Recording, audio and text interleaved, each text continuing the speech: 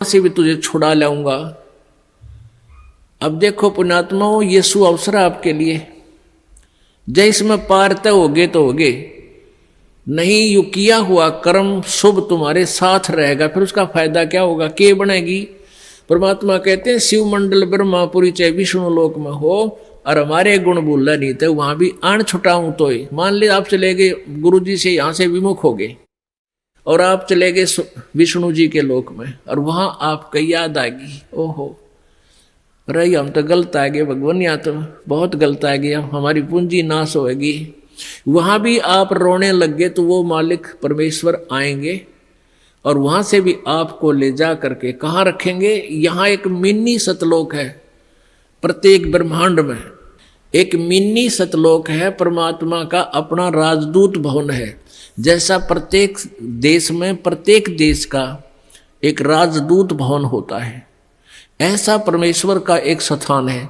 तो उन आत्माओं को जिनकी पूंजी व्यर्थ ना होने दी, जिन याद आएगी, उनको वहां से लेकर वहां रख देंगे अपने मिनी सतलोक में और बीज रूप में। और वहां परमात्मा के लोक में, मिनी सतलोक में परमेश्वर की तरफ से सब आपको सुविधाएं आहार मिलेंगे, उससे आपकी पूंजी नष्ट नहीं होगी। उस वापस फिर उस पूंजी के आधार से आपको फिर पटकेगा परमात्मा सतयुग में। सतयुग में आप हजारों लाखों वर्ष तक जियोगे, लेकिन साधना गलत करोगे, क्योंकि आप नीचे आने के बाद भगवान की कति नहीं मानते और जैसा भी काल ने भ्रमित कर रखा है वही साधना पर लगे रहोगे। लेकिन वो सुविधाएं, वो सुख आपको होंगे पूर्व जन्म की कमाई से, भक्ति से। और आप सोच रहे होगे कि मैं जो भक्ति कर रहा हूं, ये साधना कर रहा हूं, मुझे इसी से सुख है।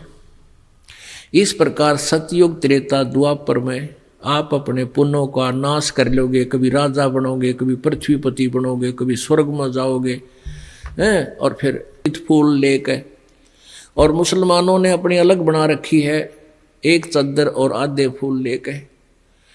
आज भी ये दास उसको, आज भी विद्वान है ये दास, बहुत बार उसको देख कर आया है और हमने वो फोटो खींच कर लाए थे उनके। दोनों अलग अलग बने हुए हैं। 3 बार ये दास भी संगत को साथ ले जाकर दिखा कर लाए, प्रमाण करने के लिए कि हम सुना करते हैं वो सच्चाई है। तो पुण्यात्माओं, उन्हीं में से कुछ फूल अकेले ला करके बनारस में, काशी में भी एक चौरा बना दिया बिजली खां पठान ने, और वहाँ दोनों यादगार अलग अलग हिंदू और मुसलमानों की आज भी हैं और उनका कोई आपस में मनमुटाव नहीं है। वो अपने हिसाब से कर रहे हैं, वो अपने हिसाब से कर रहे हैं। कति बीच में दीवार भी नहीं है, एक ग्रिल ला रखी है बीच में पार्टीशन के लिए, जैसे ये ग्रिल लगी हुई नथ, और आपस में बीच में एक सामूहिक गेट भी है। दर्शक जाते हैं, दोनों को देख कर आते हैं। अपनात्माओं, परमात्मा कहते हैं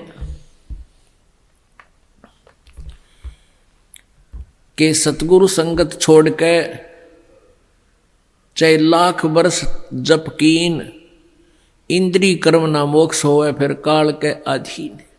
जो भक्त कुछ दिन इस भक्ति को करके किसी भी कारण से दुर्भाग्य उनका होता है, वो विमुख हो जाते हैं, वो भक्ति यहाँ से यहाँ आना छोड़ देते हैं, गुरुजी से उसका अपना संपर्क समाप्त कर लेते हैं। और वो कुछ एक ऐसे नालायक थे, अनजान अनाड़ी थे, वो कहने लगे कि हम तो घर पे भक्ति कर लेंगे।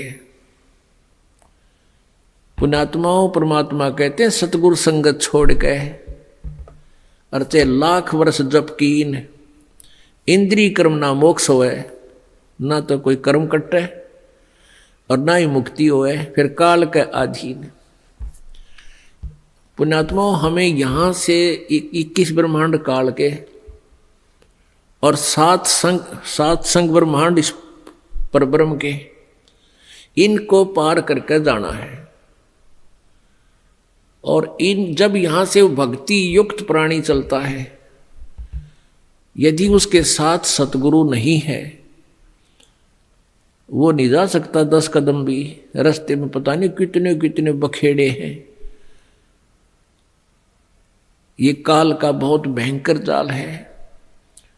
हमने उन्हीं रास्तों से जाना होता है, जैसे हम शरीर में ही हमारे कमल बने हुए हैं, इन कमलों में से हम चलेंगे तो सबसे पहले गणेश जी का लोक आवेगा, और गणेश जी के लोक में हम जाएंगे, गुरु जी साथ होंगे, तो वहाँ आपका अकाउंट क्लियर करा के आपको फिर आगे ले चलेंगे। और यदि सतगुरु साथ नहीं है और आपकी पिछली पुण्य कमाई पिछली है और आप गुरुद्रोही बने नहीं, वैसे भक्ति छोड़ दी, आना बंद कर दिया, तो वो जो पिछले उस दौरान गुरु जी के संपर्क में रहने के दौरान जो तुमने भक्ति की, ये 7 मंत्र की या 2 मंत्र सतनाम की और सार नाम की, तो गणेश जी का जो जाप आपको दिया जाता है उन 7 प्रथम मंत्र में, उस मंत्र की कमाई से आप जी पहले गणेश जी के लोक में जाओगे। और वहां पर इतने नाच गाने डांस, बड़ी पता नहीं कितने हर तरह की, यानी आत्मा वहां जाती है तो उसका सूक्ष्म शरीर होता है, स्त्री जाती है तो स्त्री वाला ही होता है, पुरुष जाता है तो पुरुष वाला ही होता है। तो प्रत्येक लोक में जाते ही वहां हर तरह के नाचने गाने बकवाद, तो अकाउंट कराना तो भूल जाते हैं, उस रेस्टोरेंट में भ्रमित हो जाते हैं।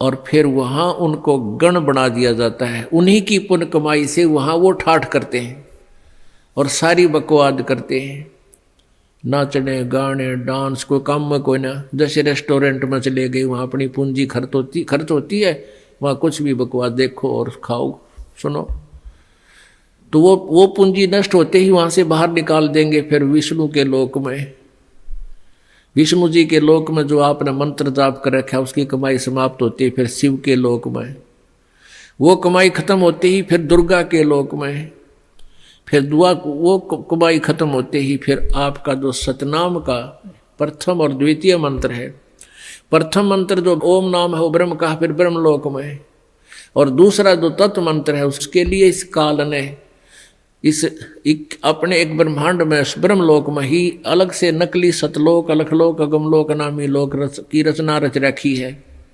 उस दूसरे मंत्र की जो सतनाम के अंदर जो 2 मंत्र हैं उसकी कमाई से उसको ऊपर नकली सतलोक में छोड़ देते हैं। और जिसने तीसरे नाम का भी जाप कर रखा है उसके लिए काल ने वो आगे के अलखलोक और अगमलोक और बना रखे हैं नकली, उनमें पड़ा रहे। और जब इसका कत्ती सारा नाश होले भक्ति का, फिर नरक में ठोक देते हैं। यानी इस प्रोसीजर में हजारों युग बीत जाते हैं, उसको पता भी नहीं चलता त्रिगेला के विरान माटी हो रही है। तो सतगुरु कहते हैं शिव मंडल ब्रह्मापुरी चाहे विष्णु लोक में हो, अमरे गुण भूले नहीं तो आड़ छुटाऊं तो। अब कई पुण्यात्मा कोई ज्ञान तो खूब सुन लिया और कोई दुर्भाग्यवश यहाँ से दूर भी हो गए, तो वो फिर इससे या तो शिव मंडल में, शिव के लोक में, या ब्रह्मा के लोक में, या विष्णु के लोक में जा रहा है, फिर वहाँ कमाई वह मौज मार रहा है। तो उसके हृदय में यो ज्ञान अंतःकरण में समाया हुआ है, तो उसको याद आवेगा कि गुरु जी तेन्यू क्या करते। कबीर परमात्मा के ज्ञान को बताते थे, यहाँ तो हमारी पूंजी नष्ट हो रही है, हम तो गलत आ गए, हमने तो यहाँ नहीं आना चाहिए था। कहता वहाँ भी तू हृदय से रोएगा ना मेरे लिए कि भगवान मैंने छुटा लो। कहते वहाँ फिर आप कलयुग में होगे, और कलयुग में आपका मानव जन्म होगा, फिर यही प्रोसीजर फिर होगा आपको, फिर कभी आकर के हजारों लाखों युगों के बाद ये सुअवसर प्राप्त होगा। जो परमात्मा की शरण में नहीं रह पाए, अभी आपको बताया 2 प्रकार भक्ति नाश होता है। एक तो परमात्मा से विमुख हो गए और उन्होंने अपने सभी मंत्रों की कमाई ऊपर ब्रह्मालोक, विष्णुलोक, शिवलोक, दुर्गालोक, ब्रह्मलोक और अलखलोक अगमलोक में नकली में समाप्त कर दी।